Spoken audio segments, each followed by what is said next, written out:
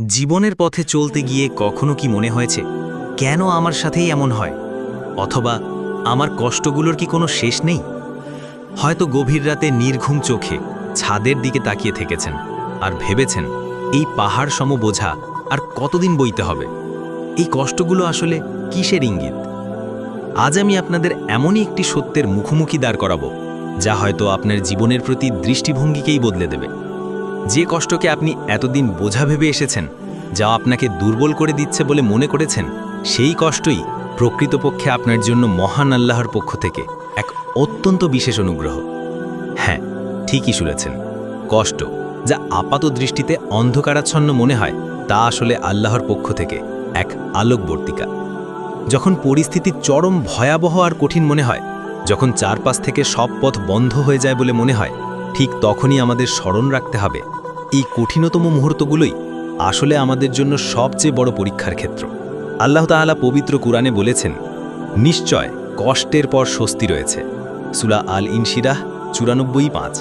এই আয়াতটি শুধু একটি ঘোষণা নয়, এটি একটি প্রতিশ্রুতি।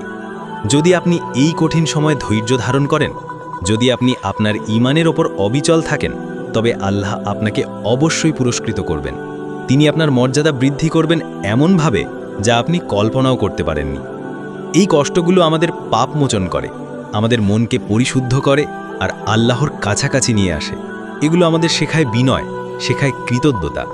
যখন আমরা কষ্টের মাঝেও আল্লাহকে স্মরণ করি, তখন তিনি আমাদের উপর তার রহমত বর্ষণ করেন। সুতরাং আপনার জীবনের প্রতিটি কষ্টকে একটি উপহার হিসেবে দেখুন, প্রতিটি প্রতিকূলতাকে একটি সুযোগ হিসেবে নিন, নিজেকে শক্তিশালী করার, আল্লাহর সাথে আপনার সম্পর্ক গভীর করার। হতাশ হবেন না, ধৈর্য হারাবেন না, কারণ আপনার ধৈর্য আর অবিচলতাই আপনাকে আল্লাহর অশেষ পুরস্কারের দিকে নিয়ে যাবে। মনে রাখবেন, এই পৃথিবীর কষ্ট ক্ষণস্থায়ী, কিন্তু আল্লাহর পুরস্কার চিরস্থায়ী। তাই আসুন, এই কষ্টের মাঝেও আমরা আল্লাহর উপর আস্থা রাখি, ধৈর্য ধরি এবং নিজেদের আরও শক্তিশালী করে তুলি। ভিডিওটি ভালো লাগলে লাইক করুন, শেয়ার করুন এবং আমাদের চ্যানেল সাবস্ক্রাইব করে পাশে থাকুন। আপনার জীবনের কঠিন মুহূর্তগুলো নিয়ে আপনার কোনো অভিজ্ঞতা থাকলে কমেন্ট বক্সে জানাতে পারেন। হয়তো আপনার গল্পই অনেকের অনুপ্রেরণা হয়ে উঠবে।